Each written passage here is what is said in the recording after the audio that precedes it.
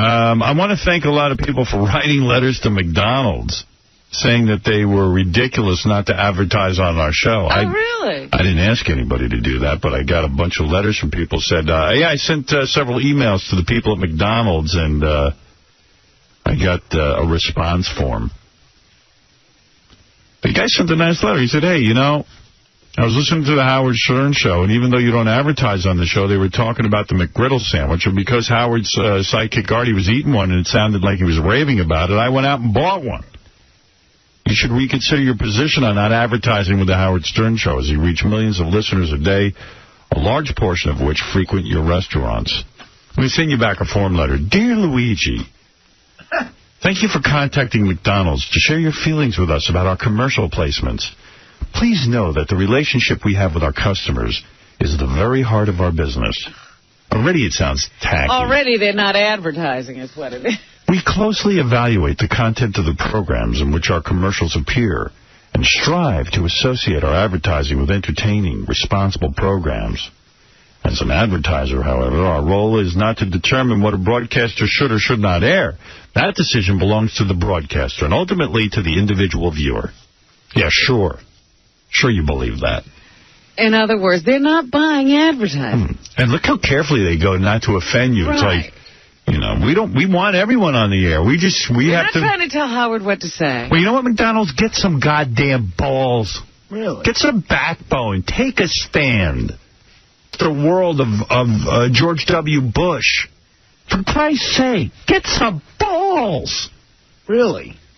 Look, the food is bad enough. They don't need people complaining about where their commercials are playing. I mean, really, you're not. You know what it is? You're not John. Can't advertise here. Get some balls. If Howard's sidekick Artie likes the McGriddle, make him a spokesperson for $2 million. Right.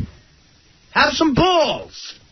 You know, cigarettes wouldn't sponsor this show either.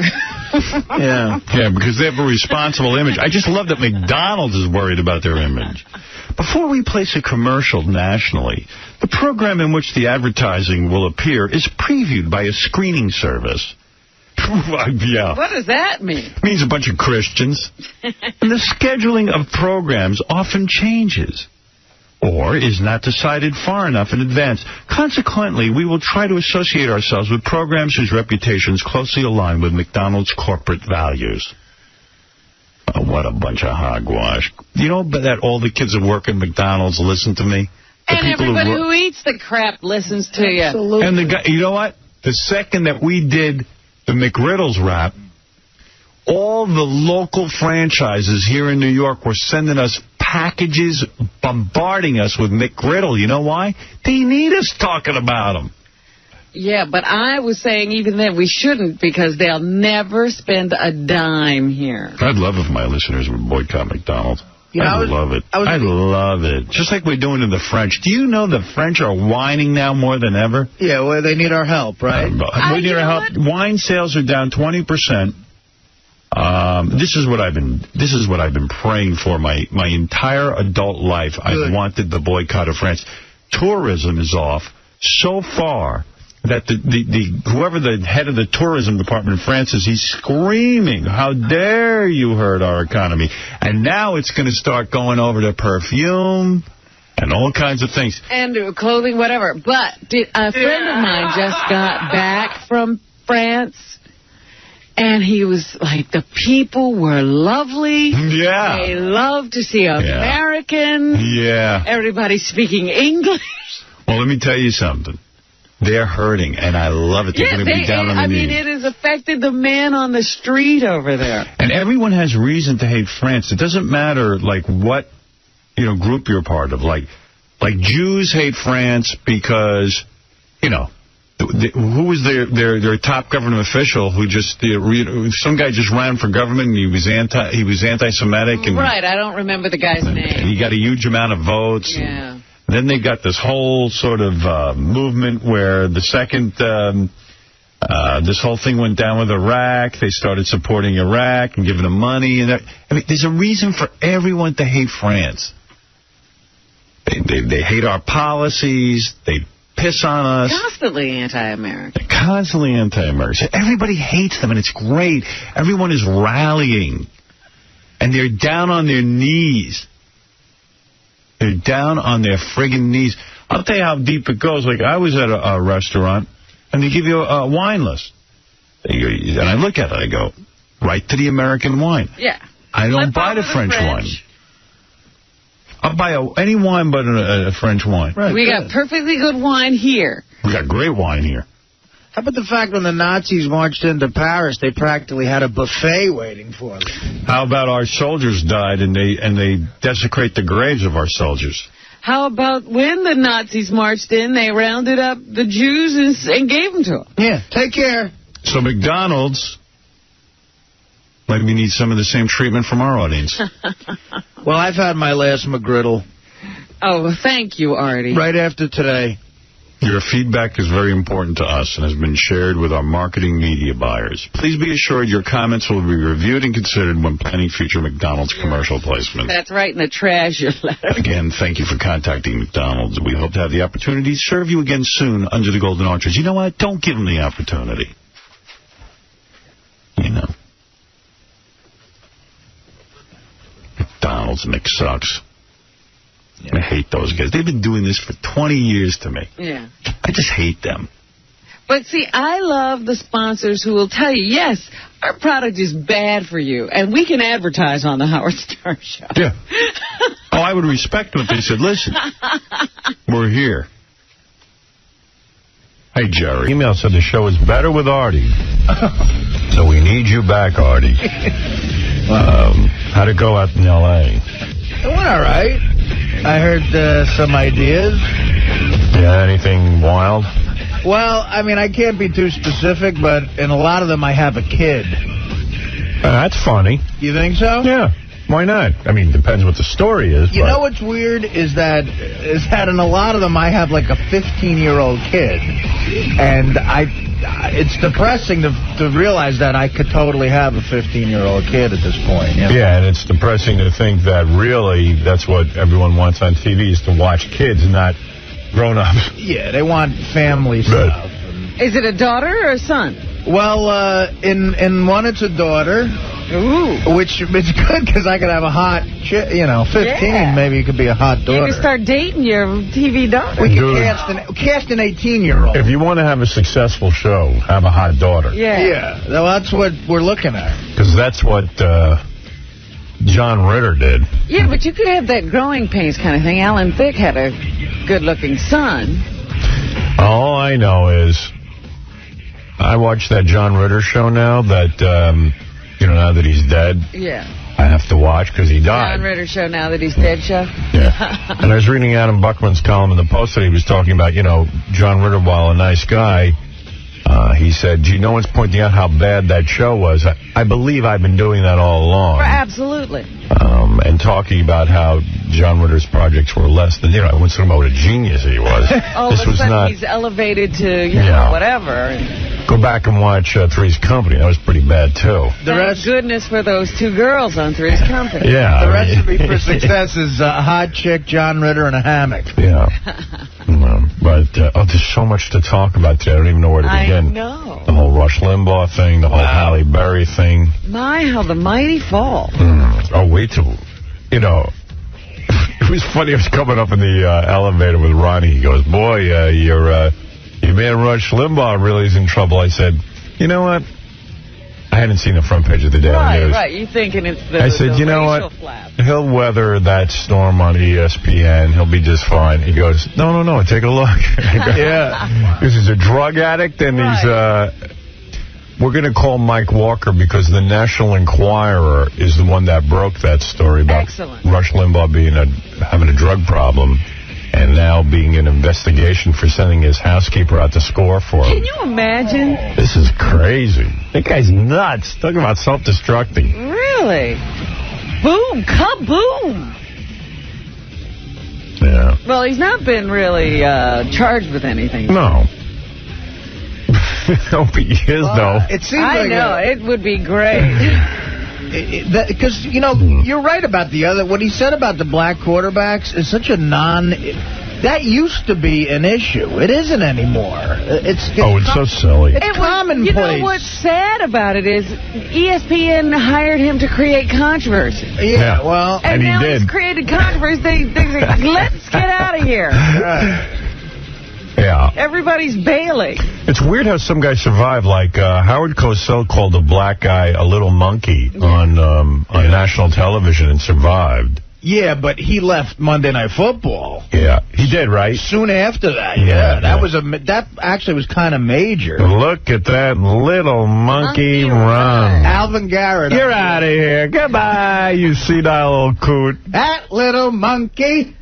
Little monkey. Oh, my God. And he claimed he calls his grandkids monkeys. It's not right. Nobody ever heard that, though. Yeah, I didn't see him call Muhammad Ali a little monkey.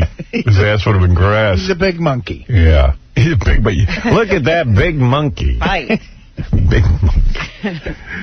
Yeah, that was... I called his grandkids little monkey. You know what? Maybe his grandkids should sue him, too. He wants to be a monkey. All right. Look, there's a million things to talk about. Tons of topics. Got to take a break, though. I got to get that going. Got yelled at yesterday. I took 3 breaks. You're kidding? No. The whole show? Yeah. Oh, my. Yeah, we got into like an hour discussion with Bill O'Reilly, and then we got into... I didn't realize it was only 3. Yeah, I kind of screwed up. No, we took more than that, but evidently I didn't do it. You didn't do enough. Evidently I was less than professional. We're going to take a break. We got a lot of people coming by. It's a whole thing today. But first, these words. You're listening to a man who practices the art of transcendental meditation. Howard Stern.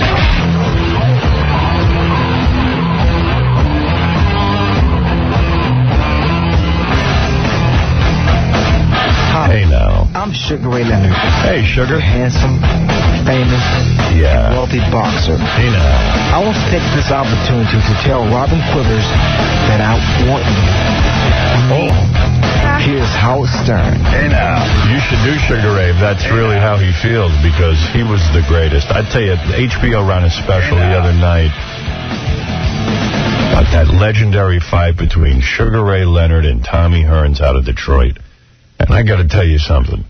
Man, oh, man, that was one of the best fights ever in history. Great fight. He gave us some great ones. He sure did. Sugar Ray Leonard, that was the man. And Tommy Hearns, too. Sugar Ray and Roberto Duran. There was Sugar Ray and Tommy Hearns. And there was Sugar Ray and Marvin Hagler. And it sure looked like Tommy Hearns was going to beat up Sugar Ray Leonard and win that fight.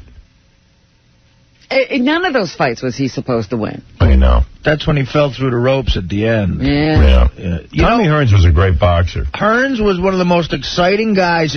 Who never won the big one. Right. A lot of boxing guys tell you their favorite fight ever, even though it's only 3 rounds, is Hearns-Hagler. Yeah. And if you watch that, it's unbelievable. They're just throwing punches for 3 straight rounds at each other's face. Tommy Hearns. HBO is running that legendary night. You can see all those fights. Yeah. Tommy Hearns was the pride of Detroit, man. I remember I was living in Detroit, and, man, Tommy Hearns, it was all about him. And that Sugar Ray thing. You would do Sugar Ray, sure. In his heyday. Yeah. Not now? Oh, not now? Still looks good. Still looks good. You know, Robin, you're so shallow. I am, aren't I? You really are. Sugar Ray, you wouldn't do? Sugar. Not now, no. Yeah, well, I'll tell you what. What a great special that was. And those 2 guys, you see, that's what makes a great athlete. You know, regular people, not me, but let's say you, Robin, or Artie, or Fred. We're regular? Yeah, regular people. Oh, my God, the poor regular people. And me, too. I'll throw myself in. Fred is not regular, but me, you, Artie. All right, not Artie, but me and you. I think I could be on the cover of Regular magazine. There you go. No, but in all seriousness, you know, people who are not exceptional athletes, they can't find that energy to push through. Like when we go, like we're running and we go, oh, I'm so tired, I can't do it anymore. Let me stop. They can go faster. And that's what Sugar Ray did. He was getting pummeled, and all of a sudden, somewhere... Wow. Yeah, all of a sudden, he just like, boom, he got crazy and went nuts and did it. It was amazing to watch. And I always, say that about athletes. The reason, like, they break down is because they go beyond. what their bodies should be able to do. But I feel the media wants a black quarterback to be... Now, you can tell the difference between a great athlete and a regular... Like, in my basketball game in Vegas, when I was up 12-4, I did a shot at Jack Daniels from the crowd. Right. A great athlete will avoid doing that. Well, I'll tell you what. Rush Limbaugh's starting to talk like a junkie.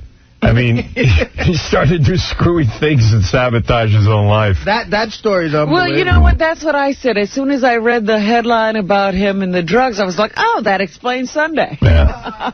Yeah. And you know what? Can't believe I'm saying this, but I feel sort of bad for the dude. Get out. I mean, read the story. I mean, nothing worse than not being able to score prescription drugs for yourself when you're that wealthy. It's not like Coke. He was completely dependent on his cleaning woman. Did you read the whole story? I got to read it out loud. I only heard the highlights, that the cleaning woman was his connection. Yeah, but that's when you really know you got a habit. You got a connection. I'll read the story in a minute. And then we'll get Mike Walker on the phone because Mike's newspaper broke the whole thing. Right. Abby, you're on the air. Oh, hi. Hey, Abby, what's up? Well, I just wanted to say that while you superly intimidate me, I think that you were one of those guys who's made fun of in high school and that you just use that to fuel your making fun of other people now and making people look like assholes. What are you saying? Granted, a lot of them do it themselves without any help from you, but... What are we talking about? I don't know. Are we in the middle of a conversation? Are you Rush Limbaugh's cleaning woman? What is going on? Because you know what? I could use some Percocet. Yeah. Mr. Limbaugh. Hey, did you see what Rush was doing? Oxycontin. We were just talking about that the other day. Jack Osborne was addicted to Oxycontin. That's Maybe crazy that's stuff. What influenced. It's called, like, legal heroin. Well, that's the more, what do they call it? Hillbilly heroin. Come here, I need some heroin. Some hillbilly heroin. I need some of that oxycodone. My head is spinning. I don't know what to talk about, Limbaugh or Halle Berry going out with Fred Durst of Limp Bizkit. I was sort of telling you that the other day, that Fred was making these declarations on his website again. He's in love. Well, he found a crazy woman who will accept it. Well, I'd like to bang Halle Berry. Oh, God. That'd be fun. I've had dreams about Halle Berry, dude. I think she is amazing. Yeah, well, she broke up with her husband because she finally realized... You know, it wasn't that he was cheating on her. Right. It was that, like, he couldn't get a hit record together. That she realized he was no He's recording a loser. artist. Yeah. He's a sex addict. She got tired of him moping around that he couldn't write a hit song. Right. He was misrepresenting himself as a singer and a songwriter. Yeah, well, what are the chances that you're a big ladies' man and a great artist? Let me put it to you this way. A guy who looks like that very rarely comes up with a good song. Exactly. You know? You look like... he's too busy with his looks. Yeah, you got to have something majorly wrong with you to want to get girls and write hit songs. He could get girls without a hit song. Yeah, Charlie Parker didn't look like, Blair Underwood. Abraham. Hi, you're on the air. Hey, man. What's up? I was going to ask you a question, but how you were saying it's impossible to be good-looking and make hit songs about Lenny Kravitz. Yeah, I thought of him. Lenny's about the best-looking guy. I've seen that. Yeah. Lenny's doing Nicole Kidman. I bet that's fun. Boy, these guys, you know what it is? It's like they retire from music and just get the good women. Yeah, I got to tell you something. Like, those guys have the kind of jobs where they can go to clubs every night and hook up with movie stars. And like Fred Durst, I was reading Halle Berry's been filming in Canada for over a year between Catwoman and some other movie. But he flies in and just hangs with her. He's got no schedule. And on the weekends when she doesn't have to work, he can be right there. Yeah, I wouldn't even know how to hook up with a Halle Berry or Nicole Kidman, assuming they give me the time of day. I'd be like Nicole Kidman would go, I'm on the set, come visit me, my love. And I'd go, come visit you. I got a job, sweetness. Yeah. See, Lenny Kravitz and Fred Durst, they don't really have jobs. Right. They have careers. Yeah. It's been a while since you've been on the been going out there to promote something. I was thinking when this dirty little sex tape comes out, Dirty, filthy. Going out on the talk show circuit. Will I be going out on the talk show circuit? You know what? Spice up these late night boring talk shows. I probably will. I'll have to book a few of those appearances. As soon as my video, well, not video, DVD, video, whatever you want to call it. Is ready for release? Yeah. As soon as it's ready. You'll hit the, make the rounds, as they say. As long as they let me give out a number for ordering the video. Oh. If they don't, if they won't, I'm not going on. I mean, considering that all these people allow people to go on and shill for money, and they don't even tell us. When Drew Barrymore shills for cheese products, and apparently it sounded like to me that Faith Ford goes on the Ellen DeGeneres show and does an extended rap about Clorox wipes. I don't understand what the problem... It's always a problem with me when I got to promote something. Why not give your phone number? Yeah. And for something like that, they have to pay the celebrity and the show, you think? No, they pay the celebrity. No, they pay the celebrity. Huh. And the show gets a good guest. Oh, okay. I mean, we played yesterday. You didn't hear this, Artie, but Ellen DeGeneres had on Faith Ford. Maybe I still have the tape. Let me see. It's a great tape. And she goes right into a rap on Clorox. Yeah, they come out of a commercial and go into a Clorox rap. Mm-hmm. Oh, here we go. Let's see. I hear this. You got it, Gary? Thanks. You didn't hear it, sir?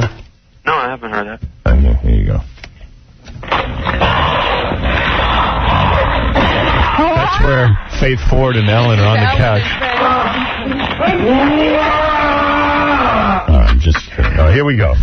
That's clearly a product. Here we go. We're back with the lovely and compulsive Faith Ford. You're wiping your hands with these Clorox wipes. You're obsessed with these? I love them. All right. I like them everywhere. You have them everywhere? Everywhere. They're disinfectant things, and you just wipe your hands constantly? Yes. I want the Clorox people to call me immediately. They will. Sounds like they have. All you have to do is tell them, I'm telling you, I have so many dog things. I want to wipe the bottom of my shoes with these. Shameless. Right?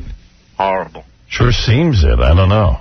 Well, like I said, why would Ellen take out the box of Clorox and hold it up? Yeah, I don't know. She has it behind her chair. Very upsetting to me. You know what I heard you play was Denzel Washington on Letterman, and where he talked about Coca-Cola or something. But that wasn't product placement. That wasn't product Yeah, that didn't seem like it, because Letterman was kind of goofing on it. See, the only thing that throws me off with Faith Ford, she goes, I'm going to have to call those people. Yeah, but I think that's to throw you off. Yeah, then she's pretty smart, because it threw me off. I'm telling you, there's no way Ellen has Clorox on the set of that show. You know what they do. Right. They put that behind everything you're going to need for the show. They put behind your chair. She just wouldn't pull that out. She wouldn't pull it out. Why would they? And like I said, they go through her purse, and there's plenty of brand name stuff in her purse, and she doesn't mention one brand name. Yeah, there you go. That's Howard. Who Benjy claims to have had sex with.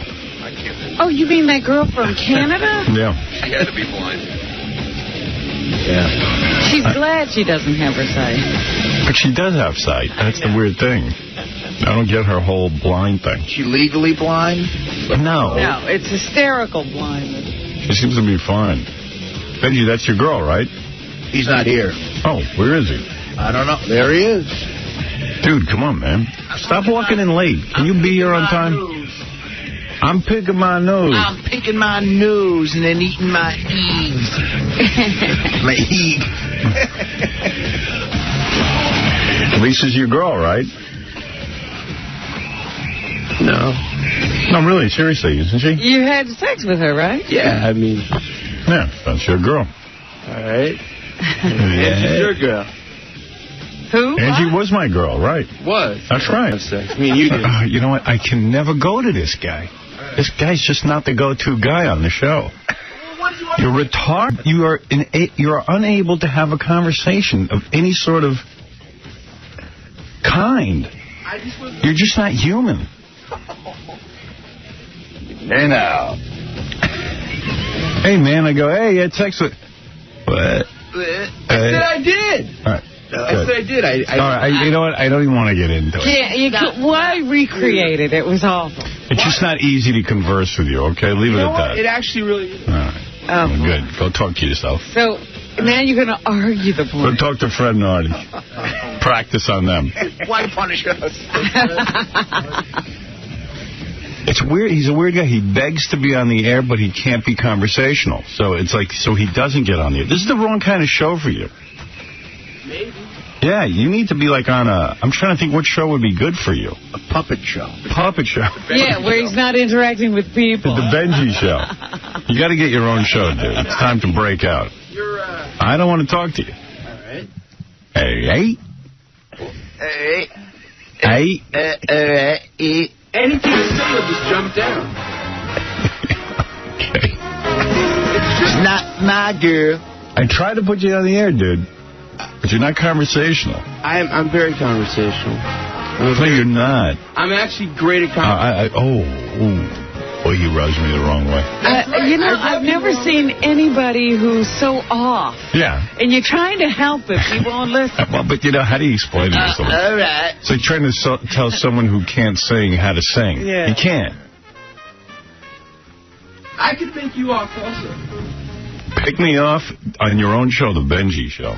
What did he say? I could pick you off. That's all I said. He said he could make you off. I said I could just, keep interrupting you and shutting your mic and saying you're retarded. Right. I'm sorry. I just tried to have a conversation with you about some chick that you had sex with, and it was a mistake. I won't let it happen again.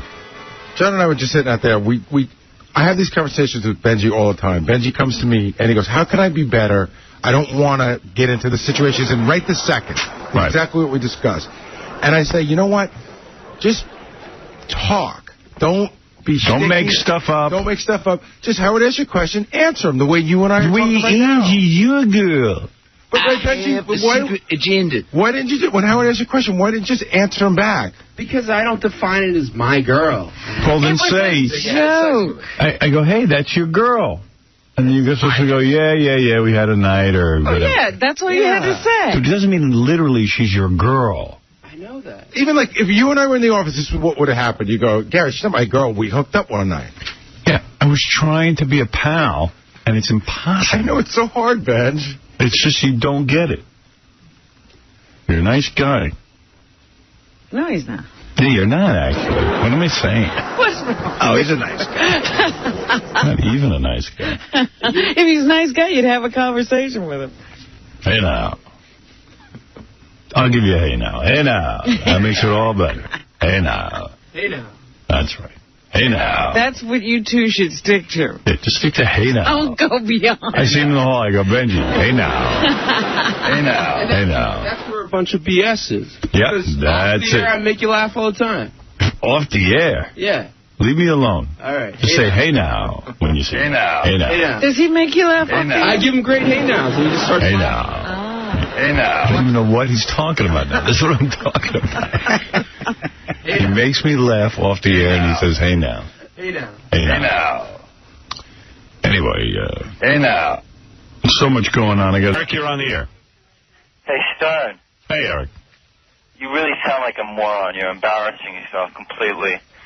And Artie and... Do you know who this is? One of the Jesus twins. Oh, it is? So he's great. Are you? Yeah. Which one are you? The one who was in the insane asylum or the other one? You really did schmuck because you know nothing about the war.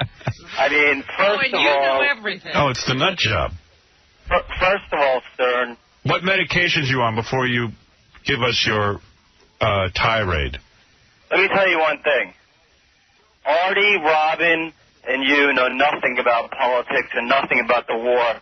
First of all, Saudi Arabia and not Iraq was responsible for the 9/11 terrorists. So how do you know that? Because I've taken political science classes for Where? Where did you take a political science class? What? Where did you take a political science class? At the Valley College. Valley College? Well, they have a direct line to the CIA. I'm a nut, but you came up here and physically threatened people like Melrose Larry Green, who didn't even bother you. Who's a wacko? You didn't go. You went to Wacko University. I'm sure he's been out with the peace protesters, and he's actually tried to harm people. Well, you know they have a song. The Jesus Twins have a peace song. Oh, really? What is it? You guys did it to an old song. What is it again? Peaceistheword.com. Oh, right. Instead of grease is the word. I mean, pieces. That's it. Let me ask you a question. Peace is the word, is the word, is the word. That's good. Dude, I'd up the Ritalin if I were you. Let me ask you a question. Okay, here's a good song. I'm cuckoo for peace. Why is right now this is an illegal war, first of all. No, it's Article not. 51 of the United Nations Charter only allows for a nation to use force in self-defense. No, you're allowed to use force to enforce. U.S. Constitution. We're allowed to use force when we're under attack. We're allowed to use force when people don't disarm. This is a preemptive strike. We're at a war of terrorism. We went to war over 9/11 when we were attacked. We've identified Al-Qaeda cells. How come we didn't catch Osama bin Laden? When we go after the first Arab? Why don't you go catch him? Why don't you catch him? And you schmucks saying that all Arabs look alike. That's like saying, all Chinese. We didn't say all Arabs. And all Philippines. No schmuck said anything like that. Oh, please. We don't think all Arabs look alike. We're talking about Iraqis. Well, and we're talking about the enemy. And we're talking about, and you know what? I only wish you'd go over there and fight, because you know what? If you were over there hearing guys like you'd be demoralized fighting. Let me tell you something.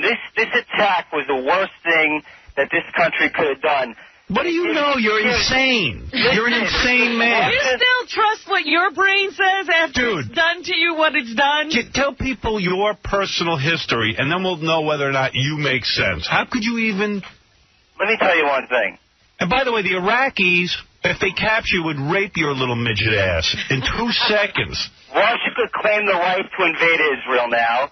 France could claim the right to invade Turkey, and Great Britain could claim the right to invade Morocco. A preemptive strike, not since Nazi Germany has preemption been used as an excuse. You're in a disgrace. That was conquering, you dope. Hitler claimed aggression was necessary to prevent... We're not going in there to occupy these lands. We're in there to liberate them. There's a big difference. We're not going to run it. The war is about 2 things. I know. Oil. You're a genius. Storing the petroleum in the area. Yeah. And to help out Israel. All right. You know what? I only hope the next terrorist attack. I hope the next terrorist attack occurs at your house where they blow your ass up. And then we'll see if you're laughing. Let me ask you a question. Do you believe in the Constitution of the United States? Yes. Okay, then why does Article 6 of the U.S. Constitution make clear that international treaties like the UN Charter...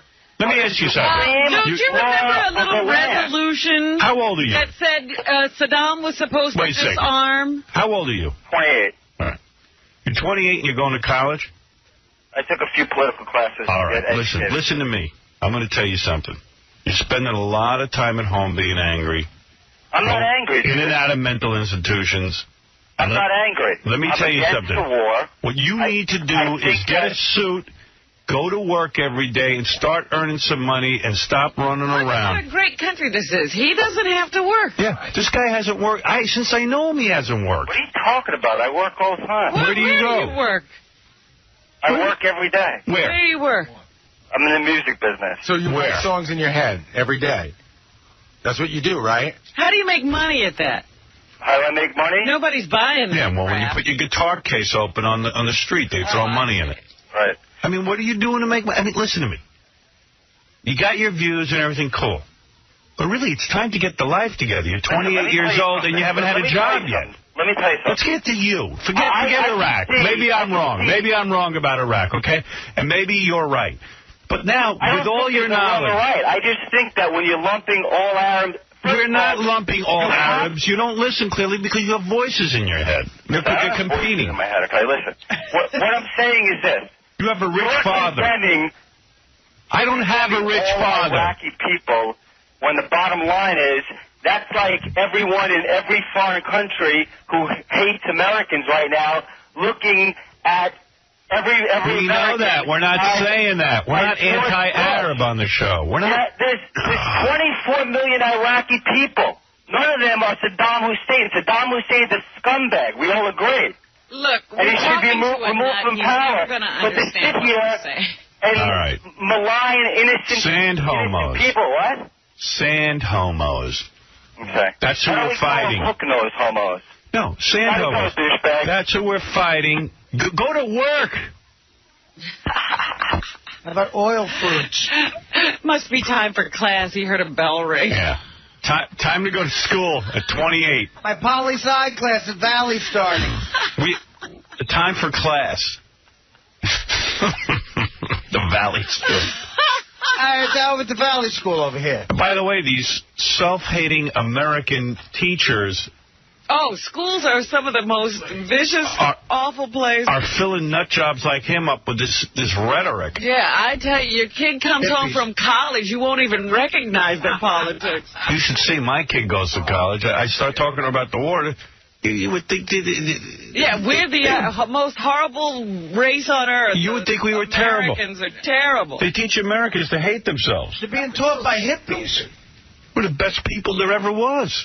Americans. There's no better. Yeah, a few years ago, before we had this going on, it was corporations they were against. Right. So your kid would come home a communist, thinking that people shouldn't make money. We're the best people. And let me tell you something. When your kids go communist, it's another 5 years you got to support them. That's right. Yeah. Don't let them date a commie. I tell you. Howard Stern's going to have to start going down to some of these colleges and talking to the kids himself. The teachers, I don't know what happened to them, but, yeah, they're not very pro-American. I'm so upset about this, I just refer to myself in third person. Okay? But did you hear what that guy just said on the phone? He goes, Saddam Hussein's a scumbag. He should be removed from power. Hey, how does he plan on us doing that? How's that going to happen? We're going to vote him out. This guy, I love that guy. I'd have him on the show anytime. That's Eric from the Jesus Twist. No, I know, but all right? I know Stop who he is, but a lot of people... I would actually like to hear that song. What is it? Peace is the word. Hey, Gary, you got peace is the word? Before we go to commercial? Not handy. We had it, but you hated it so much we threw it away. I can get it again. How can you get it? I'll go to the website. I want to play it now. I'm saying, him aside, a lot of people against the war have that same view that Saddam Hussein's got to be removed. How are we going to do that? He's not going anywhere. Oh, they're stumped on that. Yeah.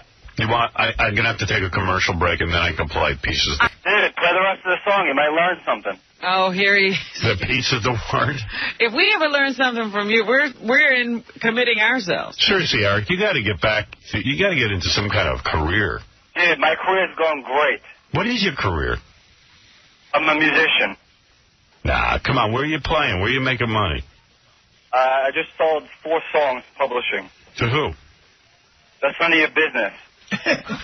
Well, I'm trying to figure out what it is you're up to, dude. I heard your dad was rich and he supports you. My dad is far from rich. Really? Not anymore since he supported. Yeah, exactly. He paid for the poli-sci class at Valley. Classes are $10. I don't think they cost so much. Teachers are good at Valley? Stern. Have you ever heard the concept you get what you pay for? $10 a class. Well, most universities are anti-American. Yeah. I'm not anti-American at all. Sure you are. How come you don't listen to people that know what they're talking about? I'm listening to you. Like Ritter, the guy who was the chief weapons inspector back in '91, who says, quote, that the truth is Iraq is not a threat to its neighbors and is not acting in a manner which threatens anyone. Look, I'm not going to debate with you, but I'll tell you what. You're wrong and he's wrong because they invaded Kuwait, and if it wasn't for us, Kuwait would now be occupied by Iraq. And who do you think financed that? The same year... You hear this? This is so silly. Hey, listen, Eric, I'm not a political show. Go call Rush Limbaugh. All right, why don't you play the rest of the song so the people... There's a lot of people in this country that don't agree with this administration. I'm going to play you a song. Where's my Metallica song? Are they all like you? It's okay. By the way, Ritter, just because I want to school you a little bit, Ritter was financed by Iraq. Mm-hmm. Okay? And you know that. Iraq. Yeah. And who do you think financed Hussein and gave him $500 million the same year that he... because we have a crystal ball, and we're supposed to know. And we're supposed to know who's going to be good or bad. Get out of here. Go help the slags. Help the slags. You slag lover? Slag lover. Slag lover. Artie, your nose is so far up. Slag lover. Slag lover. Slag lover? If Howard changed his position and was against the war, you guys would all be like, oh, yeah, you're right. It's not Slag lover. Just war. Better up Howard's butt than Saddam. That's not true. Yeah, slag. I'm pro-war. Slag lover. Come on down here, little slag lover. You guys are just dumb. That's the problem. That's right. And we're enjoying ourselves. And we're here and you're listening to us. What about you? Hey, I'm rubber, you're glue, dude. Anything you say bounces right off you. 10 million Iraqis are going to die of either starvation. Anything I say bounces off me. You could care less about Iraqis. Stop that bull crap. Yeah, you better start caring about what medication you're on. Son, let me tell you don't know one Iraqi. Half the country's on medication, including probably your ex-wife. No, my ex-wife isn't on medication. All right, well, it was a pleasure talking to you. Hopefully you could learn something, educate yourself. Thank you. We're going to listen to your song. What's really going on. Yeah. Unfortunately, you probably get your news sources from Fox. No, I get it from Valley College. Thank you. Valley College. What a waste of time that is. Just $10 classes, boy. Hey, yeah, it's $10 a class. What a bargain. Where's my song?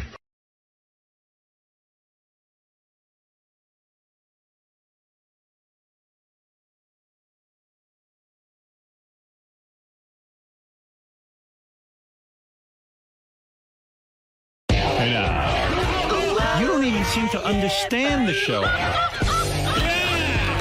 You just ruin everything. You got to be funny in here. I can't wait for you guys to see this on Howard TV. Daily shows, classics, and exclusive behind-the-scenes access. Oh, that's going to be on Howard TV. The funniest, sexiest, most star-studded network on TV is Howard TV On Demand.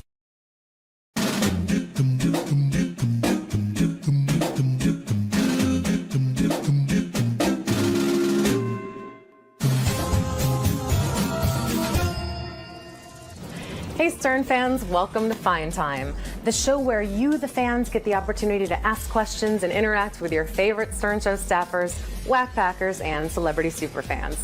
I'm your host, Rachel Fine.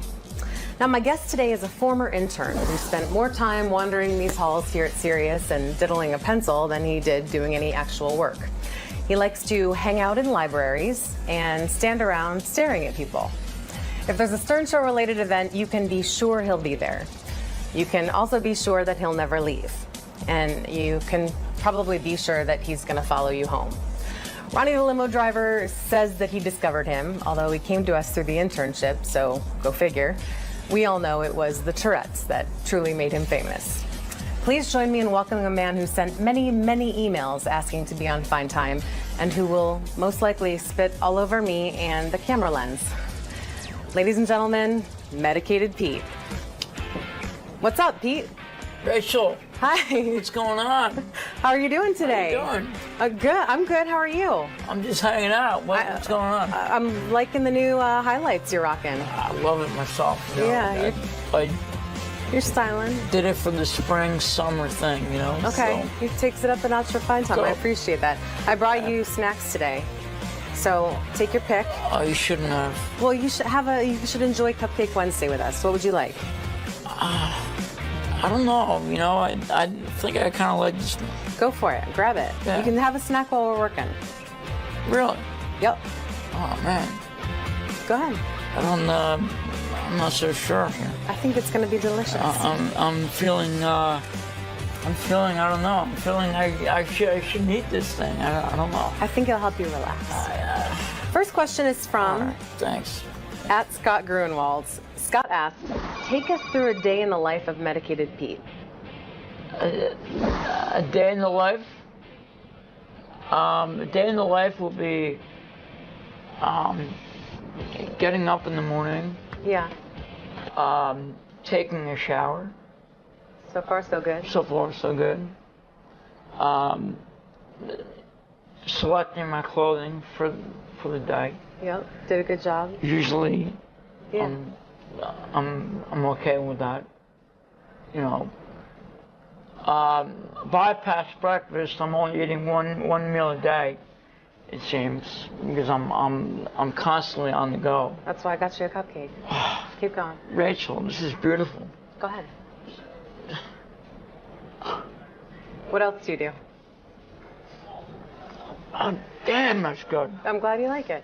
Damn. What? So you get your clothes, and then do you go anywhere? You stay home all day? Select my clothing throughout the day. As you can tell. Yep, I saw the clothes. Beautifully dressed. No, you did great with that. Oh.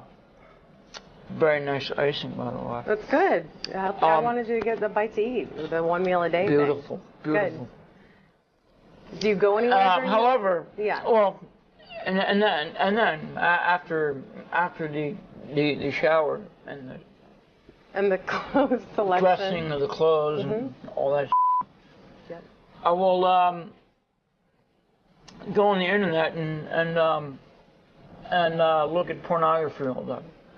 So you're busy. Yeah, you're a busy guy. I'm basically a busy man.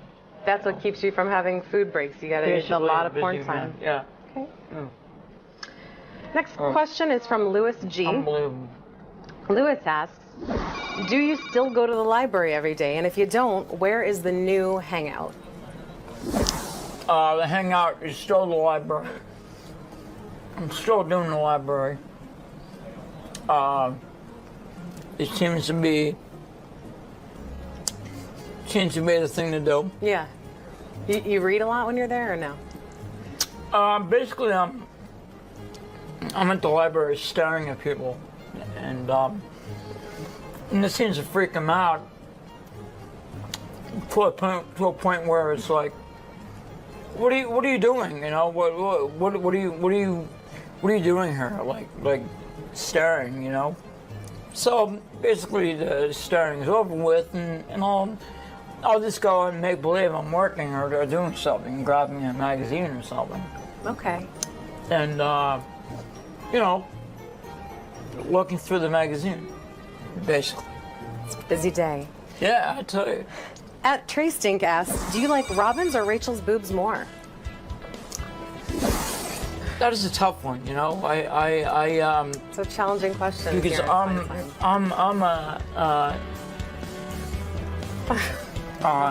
very much a boob man. Yeah. So what's your expert opinion? I love the boobies, you know. Sure. Love the boobies, you know. He loves the boobies. I mean, it's just a fascination of mine. Okay. Staring at breasts, and I get such a joy and a rush from staring at boobies. So to answer your question, I'll have to say Rachel's, because I don't know, it's just fascination. Fascination. I am so flattered right now. Question from Brian S. What's your favorite experience you've had with the show? I have to say my favorite experience has been pissing Ronnie the 𝗦𝗵cie𝗄𝗿𝗍 off to the extent where it's very enjoyable. Do you have a favorite pissing Ronnie off memory? I remember going to the staff bathroom and putting like a garbage can or something in the way of the door, and he came out of the door, and boom, there's the garbage can there, and then he was really pissed off.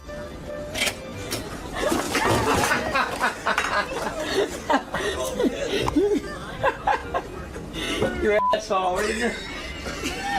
The f*** you laughing at? So that was a pretty cool moment, actually. That's a good one. Yeah. Yeah. Question.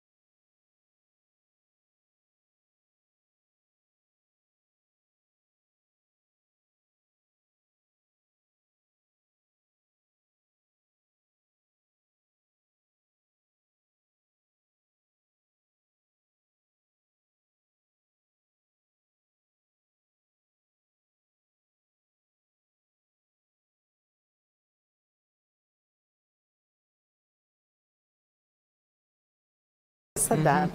Angela V asks, be honest, when you were an intern, what staff member was a d to you and who was the nicest? I don't know. I don't have a d per se. Everybody has been very cordial and nice. Give me your most favorite, least favorite. Maybe we won't even call him a d. Who's been the best and the worst? I don't know. The best probably has been Ronnie, because he's been such a cool guy. Yeah. Well, tell Gary you're going to be my intern. It's okay with me. We'll see how long you last. I think they'll give me a trial run, you know? Gary. You guys get along pretty well. Dude. Yeah, I mean, you know. Stay back, you can be my intern. Right? I would love that. And I don't know. I might have to add my own in there for a minute. Okay. The funniest would be 𝗦𝗵cie𝗄𝗿, probably. He's a funny guy. He's a funny guy, just because of his face, his looks, you know, everything about the guy. He's just funny looking. He's just a real peculiar looking dude, and it's just like, holy shit, you know, here he is, you know, it's like. So in like a Chippendales contest, very fun. He's going down. You're the winner. Yeah. No, I got that. So you didn't have a least favorite here at the show? I have not had a least favorite. I don't like to judge like that, you know. Yeah, I like to keep it like an even playing field, you know.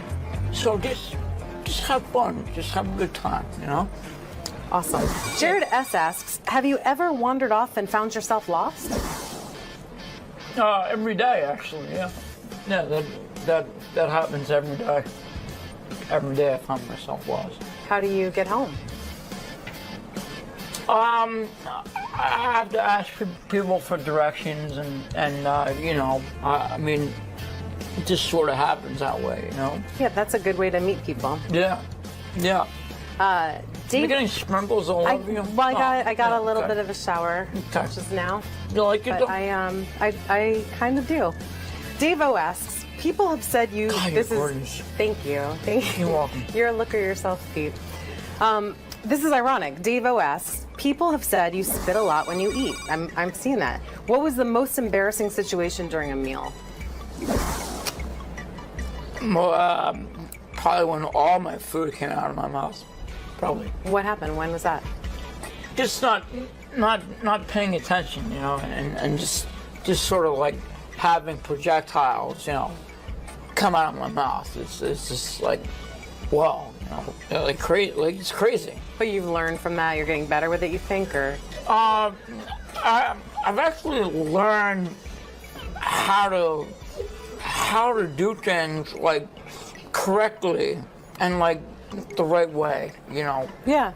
I just have learned from past mistakes. That's how you grow. You know, that's how you grow as a human being. Yeah. I mean, it's just like, you know, eating and learning. You know, that's usually how it goes. You know. Good point. Next question. We're having I'm sorry. I got the giggles. I don't know what's wrong with me. No, you're giving me a lot of good stuff. Absolutely. Question. Sorry. You okay? I am. You choked me up a little. Some water or something? No, I'm good. Question from Joe.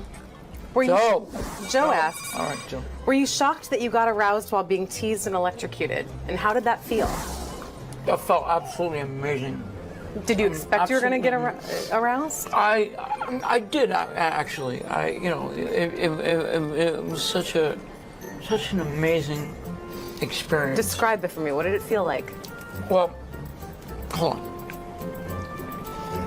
on. You know, these shocks on my ass. Such an amazing like sensation feeling. You know. Insane. I mean, it's crazy.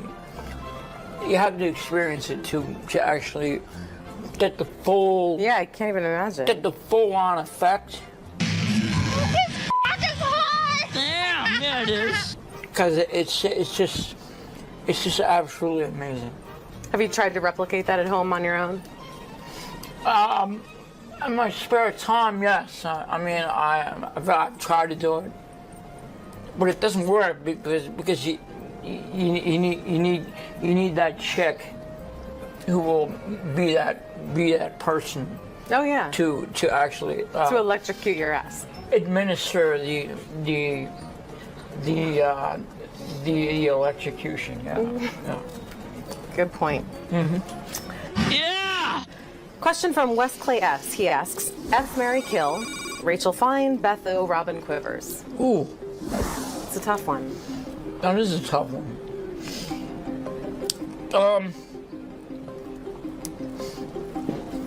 I don't know. I probably would have to say F Rachel Fine. Thank you, sir. Because of her just spectacular beauty right here. I mean, look at this. Thank you. Kill, I would have to kill Robin Quivers. Why's that? I don't know. It's just something about her just would make me want to do that. And obviously would marry Beth O. She's beautiful. Because she's such a sweet. She is. Woman, like a seemingly like a caring woman. So, absolutely. So I would definitely have to do those three. So. All right. Yeah. You got a plan. Yeah. A lot of people wrote in asking for you to do some impressions. So I'd like to take this opportunity. Let's see what you got. Can you do a little like 𝗦𝗁𝗲𝗍 for us? Oh my. That's good. How are you, Rachel? Oh, look at you. Looking mighty fine today. Impressive. How about Ronnie? Give me Ronnie. Oh, what the fuck is this shit all about here? What's going on here? Rachel, you look great. You look amazing. You look amazing. Thank you. Next one's Gary. Give me Gary. Boss. I don't understand this fun time. Boss. What's going on? In other words, I don't get why he's here. In other words, I don't understand. I don't understand this. Oh, it's really good. Beetlejuice. I don't think I can do Beetlejuice. What other impressions you got in your back pocket? Who can you do? Any famous actors? Off the top of my head, I don't have anything. Any other show members that you can do impressions of?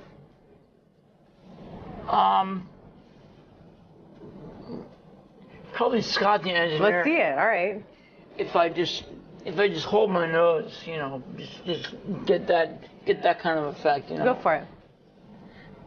I mean, come on, here. That's kind of shit. That's kind of shit. When you say, I don't know. Hey, Rachel, you look beautiful. You look amazing. That was fantastic. And just to take us out, and before I even go there, I want to thank everyone for the questions they sent in. This is a really special episode of Fine Time. Please keep sending your questions. You can tweet them, you can Facebook them, you can Great send occasion. them via email. Pardon? Great occasion. Great occasion. Yeah. Even send video submissions. And remember that this is your show, so do not screw it up. Until next time, I had a fine time, but it will be all the more fine if I can get a little beatbox from Pete. Get ready. Yeah. Little beatbox? Yeah. What do you got? All right. I'll show you what I got. Okay. Gotta get into it a little bit. Get into it. Gotta get into the rhythm. Gotta get into the rhythm. Okay.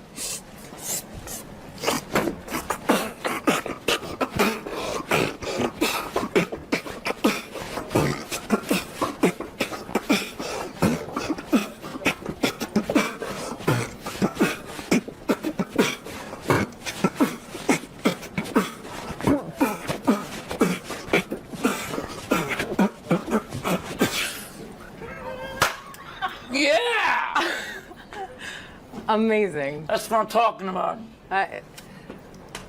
This guy. Is that good stuff or what? It was, or what? You are hot, by the way. Thank you. I mean, Thanks. amazing. I really appreciate it. Thank you. You're welcome.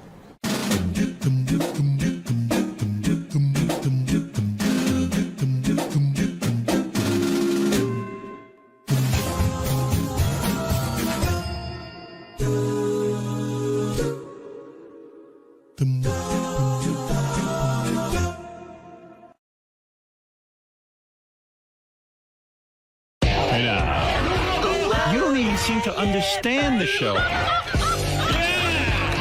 You just ruin everything. You got to be funny in here. I can't wait for you guys to see this on Howard TV.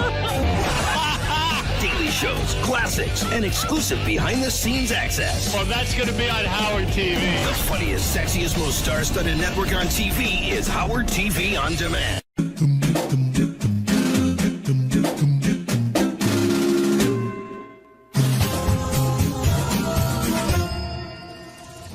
Hey Stern fans, welcome to Fine Time, the show where you, the fans, get the opportunity to ask questions and interact with your favorite Stern Show staffers, Wack Packers, and celebrity superfans. I'm your host, Rachel Fine. Now my guest today is a former intern who spent more time wandering these halls here at Sirius and diddling a pencil than he did doing any actual work. He likes to hang out in libraries and stand around staring at people. If there's a Stern Show related event, you can be sure he'll be there. You can also be sure that he'll never leave. And you can probably be sure that he's going to follow you home. Ronnie the limo driver says that he discovered him, although he came to us through the internship, so go figure. We all know it was the Tourette's that truly made him famous. Please join me in welcoming a man who sent many, many emails asking to be on Fine Time and who will most likely spit all over me and the camera lens. Ladies and gentlemen, Medicated Pete. What's up, Pete?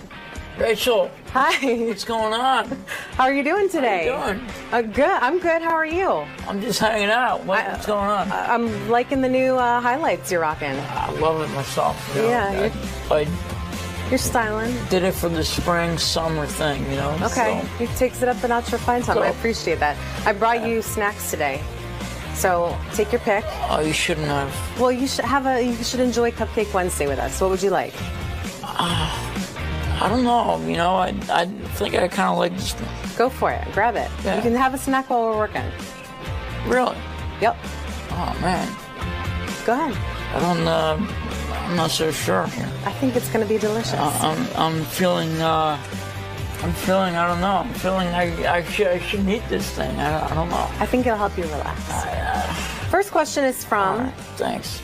At Scott Gruenwald. Scott asked, take us through a day in the life of Medicated Pete. A day in the life? A day in the life will be getting up in the morning. Yeah. Taking a shower. So far, so good. So far, so good. Selecting my clothing for the day. Yep. Did a good job. Usually, yeah. I'm okay with that. You know. Bypass breakfast. I'm only eating one meal a day. It seems, because I'm constantly on the go. That's why I got you a cupcake. Keep going. Rachel, this is beautiful. Go ahead. What else do you do? Oh, damn, that's good. I'm glad you like it. Damn. What?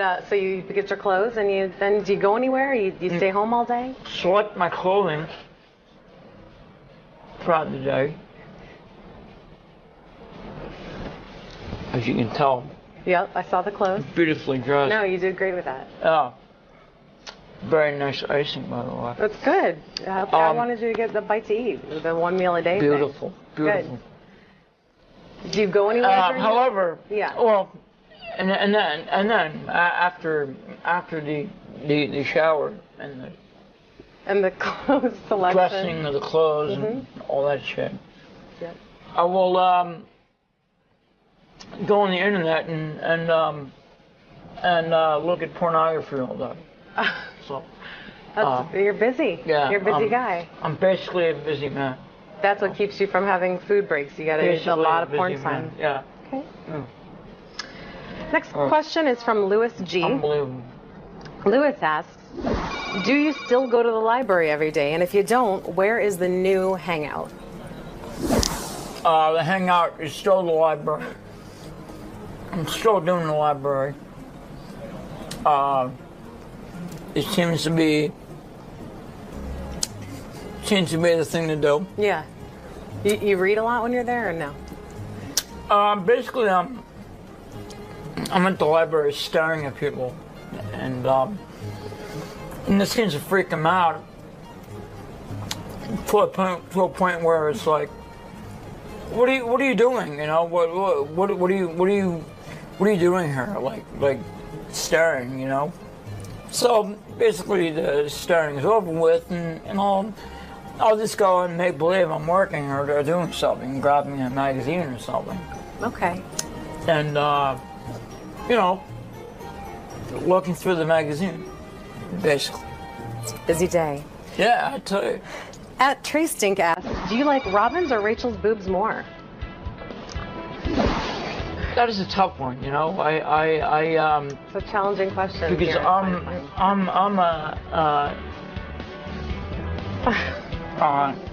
very much a boob man. Yeah. So what's your expert opinion? I love the boobies, you know. Sure. Love the boobies, you know. He loves the boobies. I mean, it's just a fascination of mine. Okay. Staring at breasts, and I get such a joy and a rush from staring at boobies. So to answer your question, I'll have to say Rachel's, because I don't know, it's just fascination. Fascination. I am so flattered right now. Question from Brian S. What's your favorite experience you've had with the show?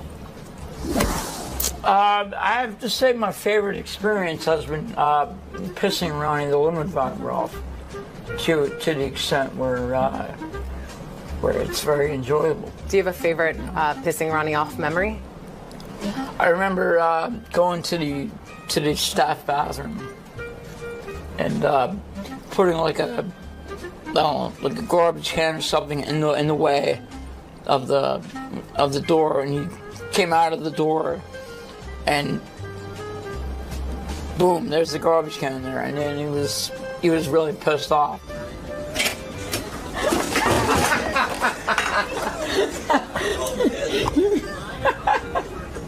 Your asshole. The fuck are you laughing at? So that was a pretty cool moment, actually. That's a good one. Yeah.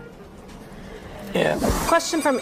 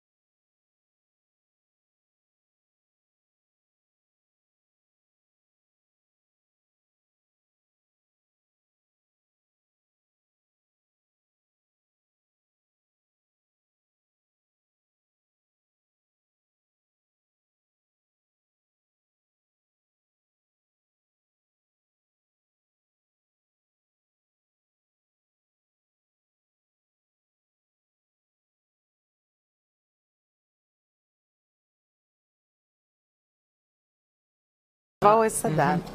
Angela V asks, be honest, when you were an intern, what staff member was a dick to you and who was the nicest? I don't know. I don't have a dick per se. Everybody has been very cordial and nice. Give me your most favorite, least favorite. Maybe we won't even call him a dick. Who's been the best and the worst? I don't know. The best probably has been Ronnie, because he's been such a cool guy. Yeah. Well, tell Gary you're going to be my intern. It's okay with me. We'll see how long you last. I think they'll give me a trial run, you know? Gary. You guys get along pretty well. Dude. Yeah, I mean, you know. Stay back, you can be my intern. I would love that. And I don't know.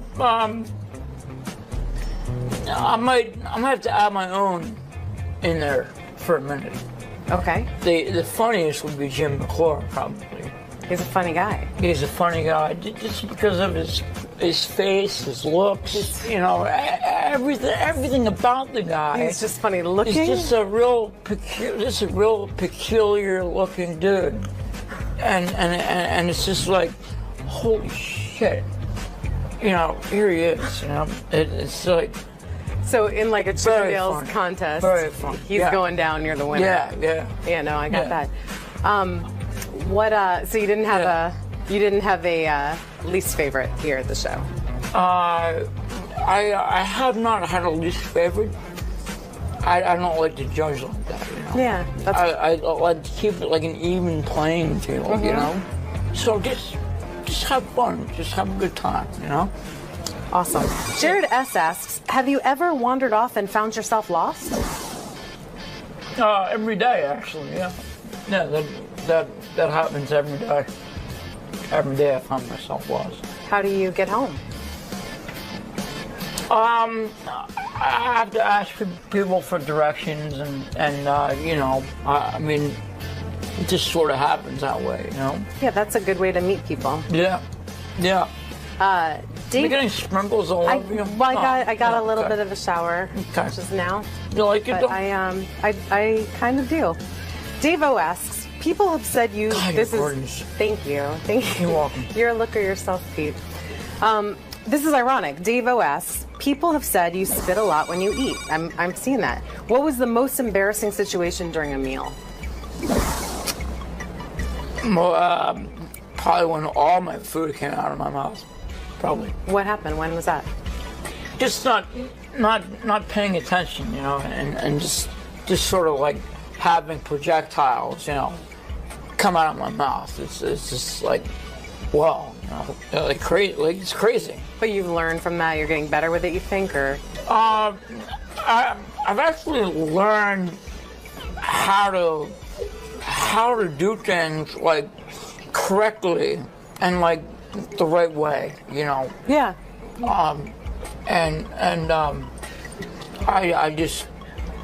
I've learned from past mistakes. That's how you grow. You know, that's how you grow as a human being. Yeah. I mean, it's just like, you know, eating and learning. You know, that's usually how it goes. You know. Good point. Next question. We're having I'm sorry. I got the giggles. I don't know what's wrong with me. Yeah. No, you're giving me a lot of good stuff. Absolutely. Question. Sorry. You okay? I am. You choked me up a little. Some water or something? No, I'm good. Question from Joe. Joe asks. All right, Joe. Were you shocked that you got aroused while being teased and electrocuted? And how did that feel? That felt absolutely amazing. Did you expect you were going to get aroused? I did actually. You know, it was such an amazing experience. Describe it for me. What did it feel like? Well, hold on. I'm good. You know, these shocks on my ass. Such an amazing like sensation feeling. You know. That's fucking insane. I mean, it's crazy. You have to experience it to actually get the full... Yeah, I can't even imagine. Get the full-on effect. His cock is hard! Damn, yeah, it is. Because it's just absolutely amazing. Have you tried to replicate that at home on your own? In my spare time, yes. I mean, I've tried to do it, but it doesn't work because you need that chick who will be that person. Oh yeah. To actually to electrocute your ass. Administer the electrocution. Yeah. Yeah. Good point. Mm-hmm. Yeah. Question from West Clay S. He asks, F, Marry, Kill, Rachel Fine, Beth O, Robin Quivers. Ooh. It's a tough one. That is a tough one.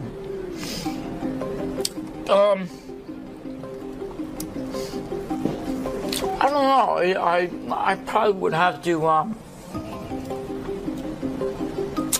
say I'd F Rachel Fine. Thank you, sir. Because of her just spectacular beauty right here. I mean, look at this. Thank you. Kill, I would have to kill Robin Quivers. Why's that? I don't know. It's just something about her just would make me want to do that. And, you know, obviously would marry Beth O. She's beautiful. Because she's such a sweet woman, you know, like a seemingly like a caring woman. So, absolutely. So I would definitely have to do those three. So. All right. Yeah. You got a plan. Yeah. A lot of people wrote in asking for you to do some impressions. So I'd like to take this opportunity. Let's see what you got. Can you do a little like George Takei for us? Oh my. That's good. How are you, Rachel? Oh, look at you. Looking mighty fine today. Impressive. How about Ronnie? Give me Ronnie. Oh, what the fuck? What the fuck is this shit all about here? What's going on here? Rachel, you look great. You look amazing. You look amazing. Thank you. Next one's Gary. Give me Gary. Both. I don't understand this fun time shit. Both. What's going on in other words, I don't get why he's here. In other words, I don't understand. I don't understand this. Oh, it's really good. Beetlejuice. I forget to do Beetlejuice. What other impressions you got in your back pocket? Who can you do? Any famous actors? Off the top of my head, I don't have anything. Any other show members that you can do impressions of?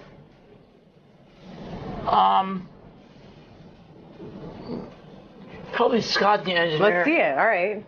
If I just hold my nose, you know, just get that kind of effect, you know. Go for it. I mean, come on here. That's kind of shitty. That's kind of shitty. When you say so, I don't know. Hey, Rachel, you look beautiful. You look amazing. That was fantastic. And just to take us out, and before I even go there, I want to thank everyone for the questions they sent in. This is a really special episode of Fine Time. Please keep sending your questions. You can tweet them, you can Facebook them, you can Great send occasion. them via email. Pardon? Great occasion. Great occasion. Yeah. Even send video submissions. And remember that this is your show, so do not screw it up. Until next time, I had a fine time, but it will be all the more fine if I can get a little beatbox from Pete. Get ready. Yeah. Little beatbox? Yeah. What do you got? All right. I'll show you what I got. Okay. Got to get into it a little bit. Get into it. Got to get into the rhythm. Got to get into the rhythm. Okay.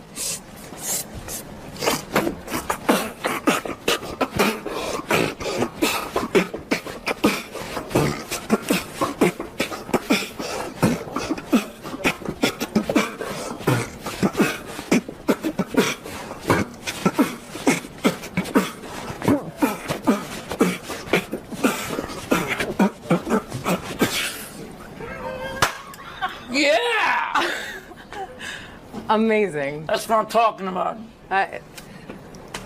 This guy. Is that good stuff or what? It was, or what? You are hot, by the way. Thank you. I mean, amazing. I really appreciate it. Thank you. You're welcome.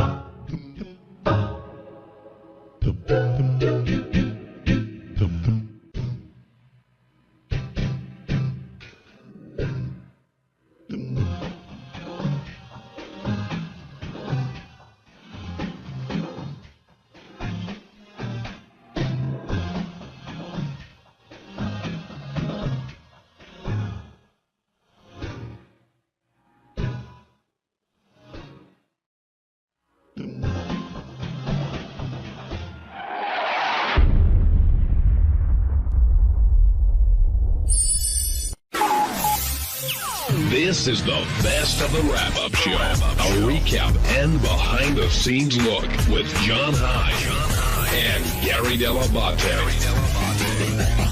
The best of the wrap-up show begins now.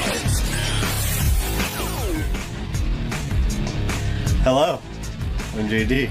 On Monday's wrap-up show, I came in and talked about the lovely, gorgeous Jenny McCarthy, who I was in love with before, but after she admitted to liking to choke on cock, I just fell head over heels. So I came in and talked about that, and then later on, Sal Governale came in and talked about his new chompers. So there you go.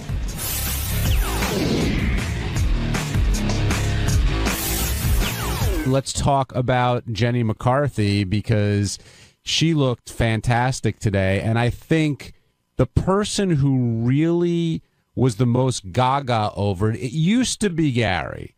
Gary has admitted Jenny McCarthy, he's a big fan. That was his free pass, and he really dug her. But I think that was eclipsed by JD today, who was in love with Jenny McCarthy and got to go in at the end of the interview and totally fumbled it, and then told Benjy he loved him, which I did not know where that came from, Ted. So we'll talk to JD about him meeting Jenny. But when Jenny said why she hadn't come in for a number of years, she said it was autism, and she was sort of depressed and dealing with the issues and this and that. And Howard went back at her a couple times, and she stuck to her guns, because one thing Jenny does say is that she's not going to lie, and she'll answer practically any question, which she did about, her blowjob research, her 3-hour orgasms, her using the calendar method for birth control, which I think is insane. God bless her. And now she's moved on to a better place with Jim and Oprah sort of out of her life. And now joining us on the wrap-up show is Jenny McCarthy's biggest fan, who within, I would say... I don't know if I'm her biggest, but... today you were. Well, yeah, today, listen. 15 seconds into the interview, JD was hooked. I mean, and then when you went in 15 seconds in, she goes, I love choking on cock. I mean, how can that not be... that's like magic to a guy's ears. Yeah, especially because now I have it as a drop. But, especially from a hot chick. But you were above and beyond. Then when you went in there to talk to her, you told Benjy that you loved him? What happened there? I don't know. No, I didn't. I didn't know what to say. She was looking at Howard. I don't think she turned over to me once, by the way. You didn't get the time of day? She said that Twitter fame didn't work in your favor? She was locked in on Howard, and I was just like, all right, I'm just going to get out of here. I love you, Jenny. For some reason, B came out. I don't know. but it's not Benjy. What about her gets you going so much? I mean, there's a lot of women who pass through these doors, but I've never seen you react quite like that. Well, she is a beautiful woman, and, you know, a lot of these ladies, you know, they want to be sort of, you know, ladylike and not sort of, they want to hide the dirty side, you know, behind them, or, you know, they don't want to vocalize it. How do you know they're all dirty? Hold on, that's a whole other conversation. But she was like upfront with, you know, she loves sex and she loves to be a dirty girl. So, you know, there you go. You love the way she talked. Of course. Who doesn't love it's Jenny McCarthy talking dirty? What is there not to like about that? She was like Jack Black at Tropic Thunder. You know, I want to lick the ball. Yeah, I mean, of course. Do you think he's surpassed you in terms of digging Jenny McCarthy? Absolutely, because I was digging her, but I was trying to, you know, and the best part Gary is has to be a professional, and he's married. I don't. I have no limitations. That's true, but usually this is how I know JD was really into her. Usually when you throw a guy under the bus, he goes, "Oh, that's bullshit, the bullshit." He comes and says, "Yeah, I want to tell you, you're fucking hot." Well, yeah, you know, but that damn Brian Urlacher's got to be in the way. Do you think Jenny would bang Howard literally this afternoon if he wanted it? Absolutely. And it's always been that way. She's always been pretty into him. You mean if she wasn't with it? Yeah. Yeah, I mean, if they were both single, she'd totally bang him this afternoon. She's definitely attracted to him. There's something going on between them, and she, you know, she's sort of, I don't know how quickly can Howard get a blood test. Yeah, right. Do you think Howard regrets not banging her during his single time? I'd say that if there's a top 5 list, that, you know, it's her and Jillian Barbary would be the 2 top ones, and I don't know how to fill in the rest. Who's wilder, you think, Jillian Barbary or Jenny McCarthy? Ooh. Got to know your head? I got to think about that one. Well, that totally fits with Jillian. That was Yeah, I don't know. What do you think, JD? Give me your assessment, because I know you love both of them. I don't know, but man, that would be a competition to watch, I'll tell you that. I guess I think that Jenny's probably a little wilder because she was naked in magazines. But I think Jillian would be naked in Playboy if Fox would let her, so I don't know. It's a tough call. Jillian seems to me like she sincerely loves sex more than Jenny. I can't tell with Jenny, this is just my thing, how much she's just having fun with the reaction of people saying it. No, I mean, she's been on the show before. I think she's being pretty genuine. Doesn't matter. Son of hot. John, you're on the wrap-up show. Good morning, fellas. How you doing? Good. I hope you hear me all right. I'm on my cell phone there. No, I can hear you fine. What's your question? My only disappointment is after Jenny talked about how sexual she was, they should have got her on the simian. The Sibian, you mean? An actual monkey. Oh, I'm telling you what, the way she was talking about having a long orgasms and things like that, that would have made for classic, like that one gal that's supposed to have the brain tumor or whatever, that I can't think of that porn star's name that was on there that had that massive orgasm with the guy that created Raven Alexis. What were you going to say, JD? Well, should I tell him what I came into Gary's office and I was like, we need to have her demonstrate this oral technique because she keeps talking all about it. And, you know, I wanted to see it. You wanted me to get a banana. You were very specific. I wanted someone to get something in there. But I mean, Howard tries to gauge. That's what I'm disappointed. I mean, she could be very sexual talking about what she's doing, but Howard tries to gauge that. And it could be insulting to her, even though she was talking about what she was talking about, it might be insulting to get her on the Sibian. You know, and she's got more appearances coming up, and you know, she was alluding to it. Well, we better be at the beginning. You're right. Yeah, she did mention it. And then I thought to myself, "Oh, that'd be really funny. Maybe she'll get on the Sibian because she's wearing underwear. It's not that big a deal." But she said she wasn't wearing underwear, and then she even said something that her private parts would engulf it or something like that. I thought she had ridden the Sibian. Who was the big one that Carmen Electra? Carmen Electra. She wore it with. She did it with underwear on. Was there something with her peeing in her pants afterwards? Tickle chair. Was that Jenny? Yeah. No. Okay. Jenny peed in the tickle chair? She sure did. I don't remember that. When it comes to piss, I don't forget. I get all my water. I'll get my water in the tickle chair confused because I think So Maria Menounos was the one who spilled all the water on her, right? Yes. God. It was a creepy grin again. No, because I was the one doing it. That's such a creepy Matt in grin. California, you're on the wrap-up show. We all have it, Care. Hey, Matt. Hey, how's it going? Good. Hey, listen, I just want to talk a little bit about Jenny McCarthy. Yeah, she was a great guest today, and I got to agree with the last guy about the city and would have been awesome, but she's just very open and very candid. It was a great interview again by Howard. You know, he's just one of the best interviewers probably ever, and it's just pretty awesome. You know, it was really good show today, and Bill Walsh was good too. Yeah, I mean, the sex stuff with Jenny was amazing. I've never heard anybody come on the show who has any celebrity at all and be that open. But even the stuff she talked about afterwards, I still thought was great as well. Although JD wanted to go back to her blowjob techniques. Oh, yeah. Yeah, I thought she was a really good interview. Thanks for calling. Sal, I see you in here. You went in towards the end of the show to defend your new teeth. Congratulations on that. And congrats on your new show. Thank you, my friend. But it seemed that this is one of those situations where Howard had to tell you, don't cover your teeth when you're laughing. I don't want Gary to see them and make fun of them. Well, that's where I'm going with this. First of all, you look like Ross when Ross on Friends got his teeth whitened. And as long as my teeth don't smell like Ross's teeth, I'll be fine. Sorry, Ross. But Gary started, Ross. All right, look like Ross how? Ross from Friends. Oh, shit! Oh, my God! I can't believe But good work. Oh, my God. I was talking about. I said Sorry, Ross from Friends. Oh, fuck, did I put my foot in my mouth? You sure did. You are one of a kind. I just kicked out my new teeth. But this was one of those situations where it seemed like Howard told you were inappropriate, therefore you're like, you know what, I guess I see that, when you were getting them and the jokes you made and things like that. But do you really feel like you did anything wrong when you were in there? I think I'm a normal guy. I think I'm getting my teeth done. I have a little gas going. I have a beautiful assistant to the left of me. If you're so normal, how come you're the only one that seems to get in this kind of trouble? I don't know. You guys bring it to light. But it should be like everybody should be. You should hear every day, oh, my God, some guy went to the dentist office, used the N-word. You don't only hear about you. Yeah. Well, I didn't use the N-word N-word, not N-word in a derogatory sense, like when that black guy stole your chocolate, Gary.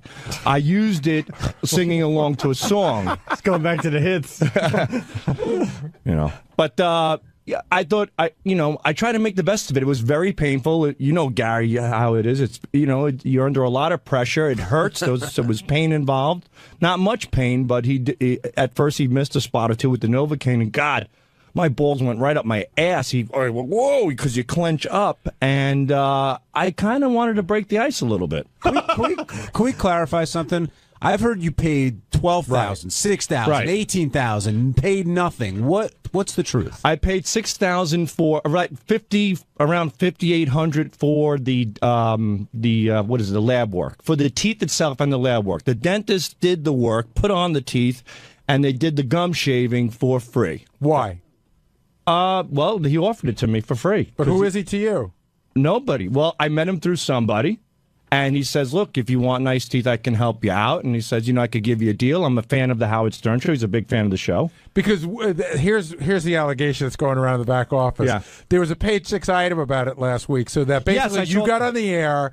The rap is you got on the air, gave out the guy's name, got the page 6 thing, and in exchange you did it for free. I swear on my children, never called page 6, never did anything like that. There was no barter there. I'm assuming, which makes logical sense to me, that somebody, either the dentist or the dentist's office, leaked that out. That occurrence did happen. They did put me in a separate room, and they waited for her to leave and then for me to go in because they were afraid she was going to be offended by seeing me. I never besmirched her like they said, so when the news came out, I don't even know what besmirch means. It's all right, keep going. So when the news came, Scott the engineer comes into my office that morning, and he goes, well, you made the papers. And he hands me the newspaper, and I read it. I'm like, wow, that's really odd. So no, there was no tying with that. The dentist did give me a break. They are big fans of the show. Well, it's not a break. A break is a break in price. He gave it to you for free. Yeah, that's not really a break. He gave it to you completely for free, except for what it cost him. Right, pretty much. So that was very nice of him. But why would he do that just for you? Like, do you ever feel weird about taking it? No, I mean, no. He made it perfectly clear that look, this is what I could do for you. I can help you, and he had no problem with it. So I thank him. No, I'm saying, do you have a problem with it? No, I'm $6,000 in the hole in some capacity, And sure, let's not lie and let's not kid each other. The dentist knows, look, I'm on the air, I have nice teeth, and it'll certainly help him. There is a bartering deal there. That's obvious. But he seems to be pleased. He presented it to me, and he did a great job. Sal, and I thank him. One last question. You talked about getting out of a speeding ticket on the way home? Yeah. No, I didn't talk my way out of it. It was just a ticket. How fast were you going? You know what? I was on Long Beach Boulevard. I think that's what it's called, in Long Beach, New Jersey. And apparently, it's 4 lanes. But I was going 51, and it was a 35. What's so funny about that? Because earlier you said you were doing 53 and a 31. Whatever it is. And we're like, I've never seen a 31-mile-an-hour zone in my life. It was right. 35 makes more sense. It's an even, whatever, an odd number, but it's cut off evenly. Jesus Christ. That's all. Do you know that there's not a day that goes by that my son, Lucas, tells one of his friends that I work with a guy who can't find California on the map? I can Swear now. to God. I can now. You guys have educated me quite a bit. It's on the West Coast by the Pacific Ocean. Well done. Hello. I'm Baba Booey. And our Tuesday's wrap-up show, we talked about Lisa G's sweet and greet, which was a big topic of conversation. Howard doesn't seem to be that happy with it. Lisa wouldn't come in and do the show, but there were a lot of people who wanted to come in and talk about it. Here's what happened.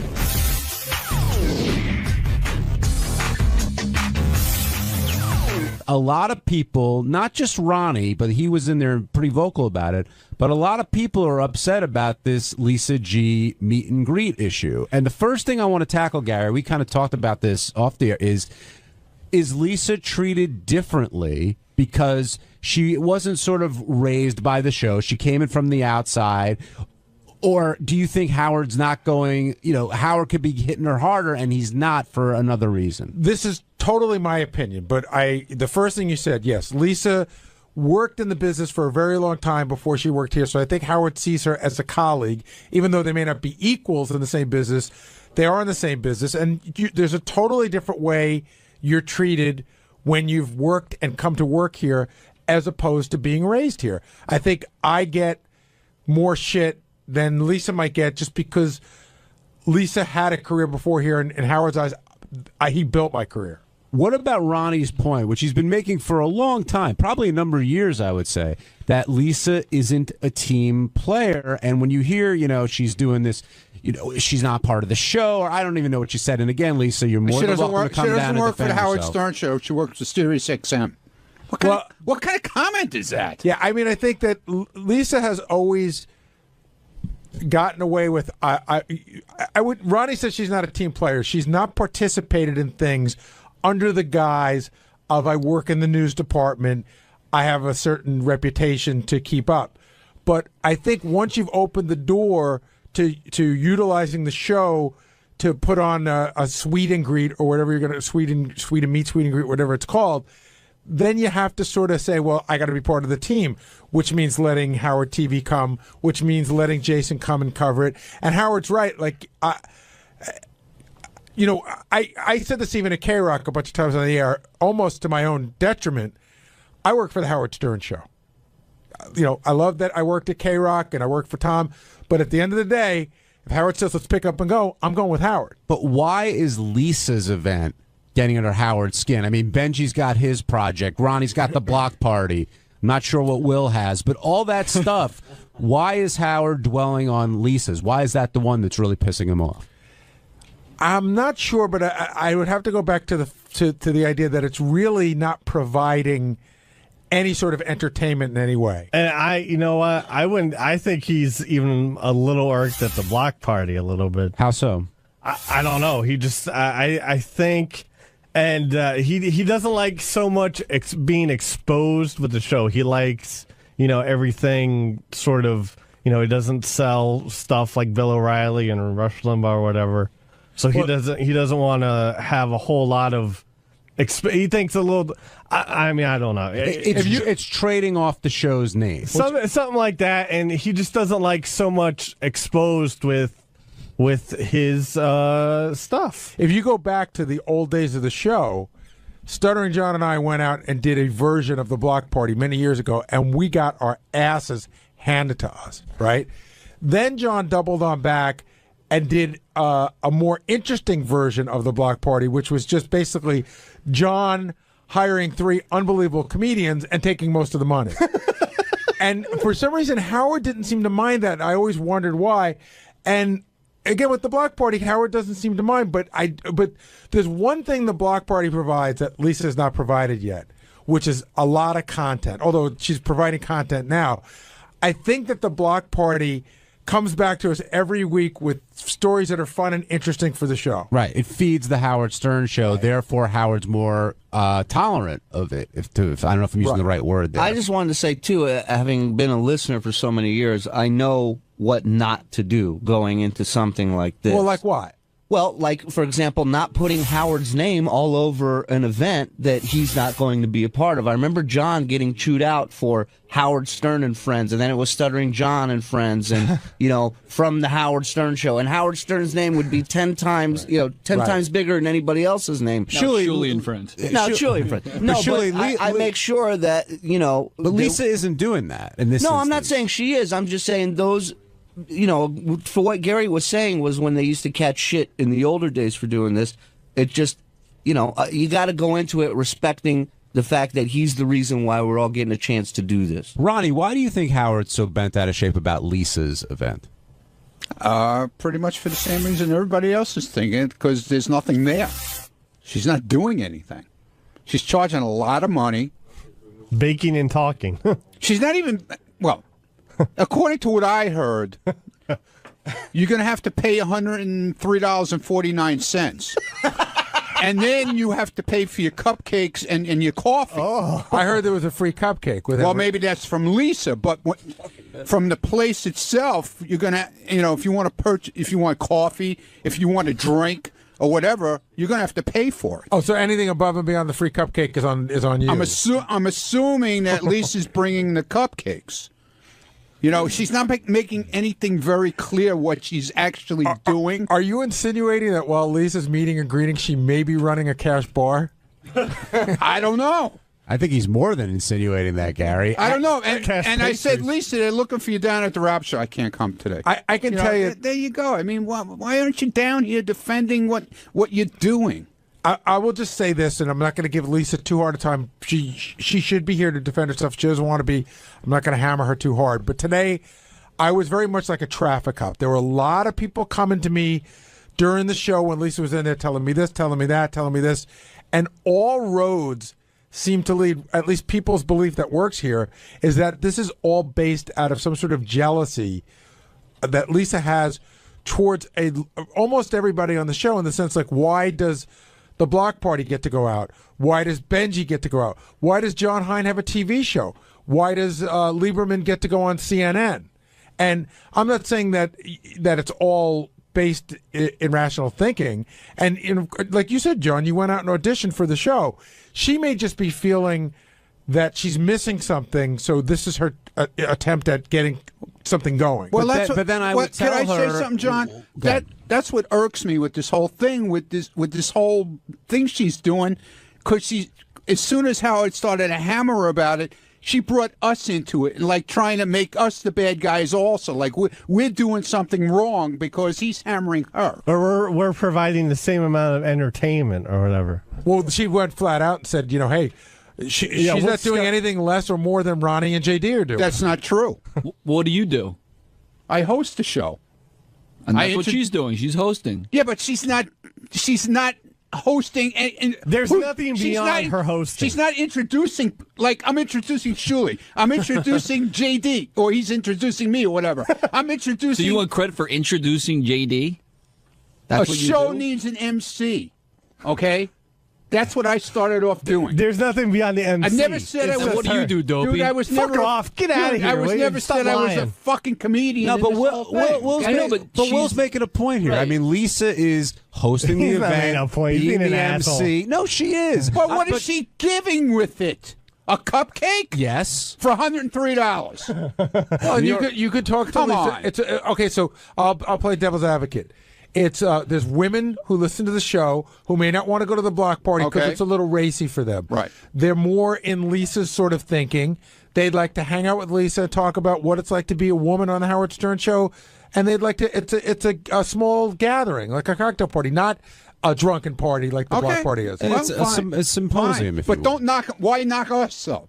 Because he's hammering her. Why bring us into it? What do we have to do with it? This is my theory. You guys tell me if I'm off here. I think she brings it in because she feels like you and Scott and JD and other people are kind of on the same level as she is, and if you guys can do it, why can't I do it? Because she brought me into it too for the same reason, I think. But the difference is, John, we are doing a show. What she is doing is not a show. It's showing up at a bakery and hanging out with fans. That's not a show.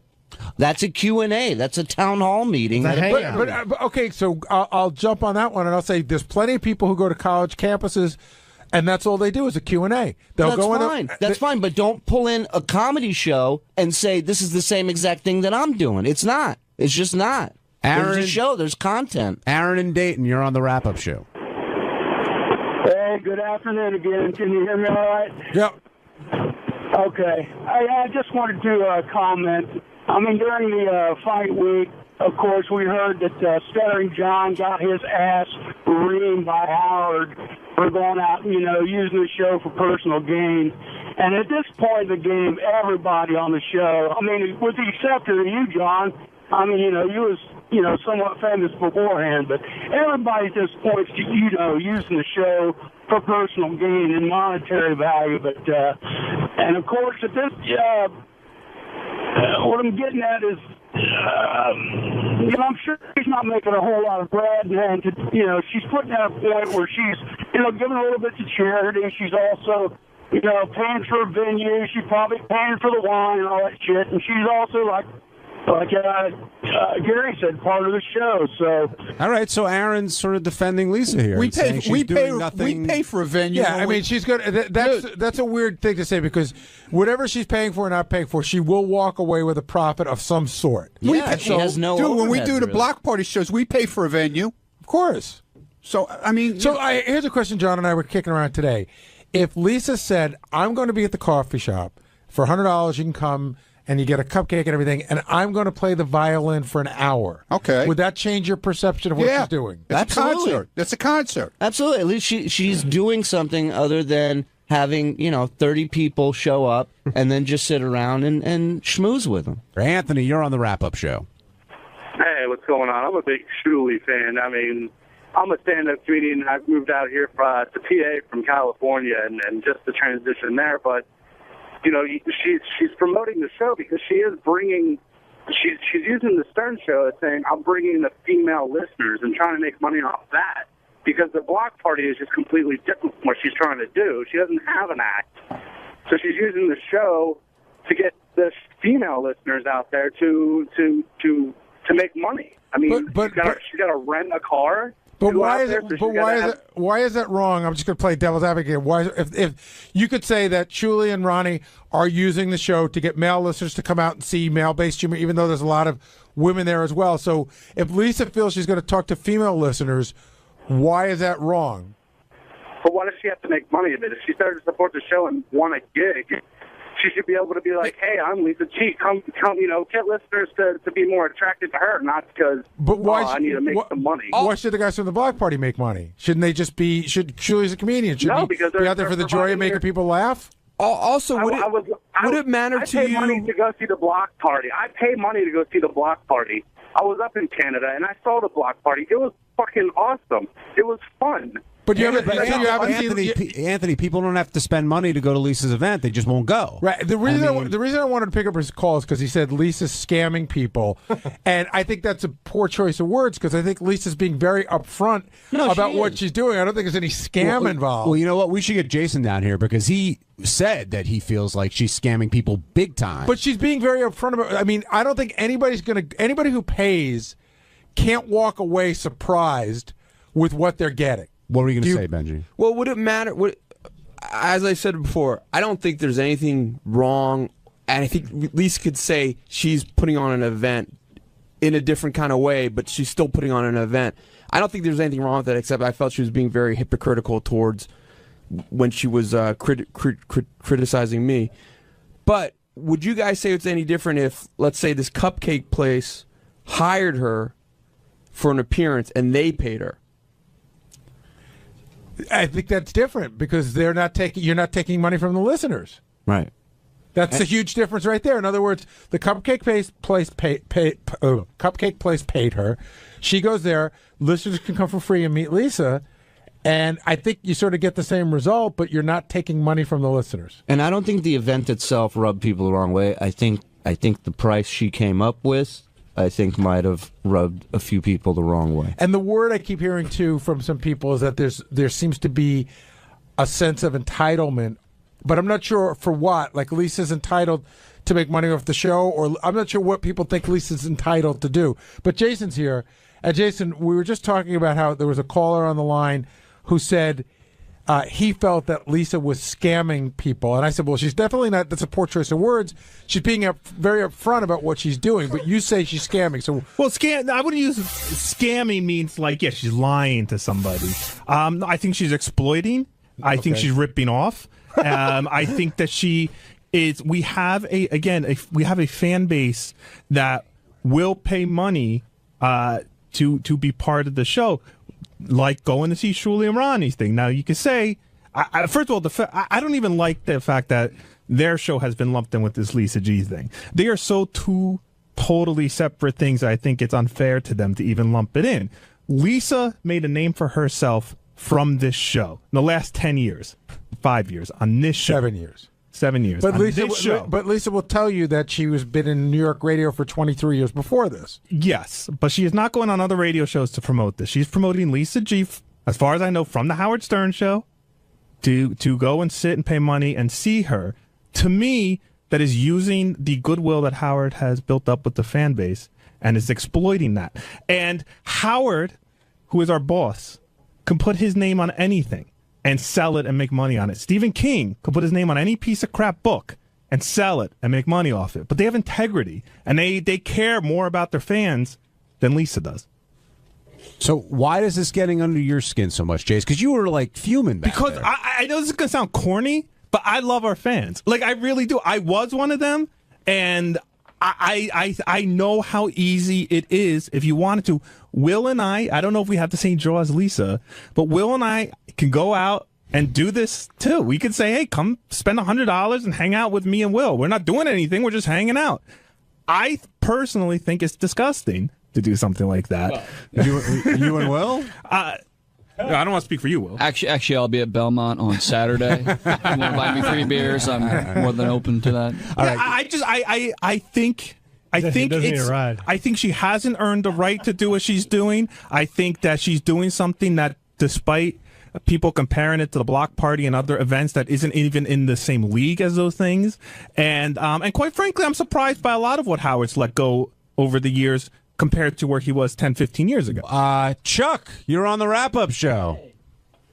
How's it going, John? Hey, Chuck, it's JD's dad. Chuck, who wants to chime in? Is this about the Facebook thing, or is this about the Lisa G thing? He wants the exact address to Facebook. I won't stay on too long. First, I enjoyed your show on the fast food mania thing the other day. That was great. Thank you. Thanks for. I appreciate someone in the Harmeyer family watching the show. Thank you. I haven't been able to listen too much to the show, but I wanted to let everybody know that this Friday night I'm going to be at the Fridays in Westchester, and for $50 you can get whatever appetizer you want, and we'll tweet. Hey, Chuck, if I come to you, can I look at like JD's like grammar school pictures and stuff? Can you bring all that crap? Sure. Some of his report cards. It's going to be the eat and tweet. And Chuck, I'm taking from your comments that you think what Lisa's doing isn't right. I think it's hilarious. That anybody would actually pay, but the event's going to be make some money out of it. More power to her. But so how about the argument that, hey, Lisa's really upfront with what she's doing. She's saying exactly what it is. I mean, why do you think somebody's being taken advantage of in the sense that they don't? Somebody says, hey, I want to meet Lisa G. I'm willing to pay that kind of money. You're taking advantages of people's passion to this show that she had of course, a part of in it because she works here and contributes to the show. But this isn't this is. But you're not going to meet Howard. That's a given. But someone could think that there's one person closer to Howard, and it doesn't somehow matter. They'll work themselves in. You've been with the show since the very beginning. Again, I just remember, and I'm a crazy fan. I admit it. I was a crazy fan, just like half the people who have been hired here. And I would have paid untold amount of money to meet you or to meet. Or I would have waited in line, or got excited to meet High Pitch Eric. And yes, at the end of the day, there's really no one to blame but the person partying with their money who chooses to go to this thing.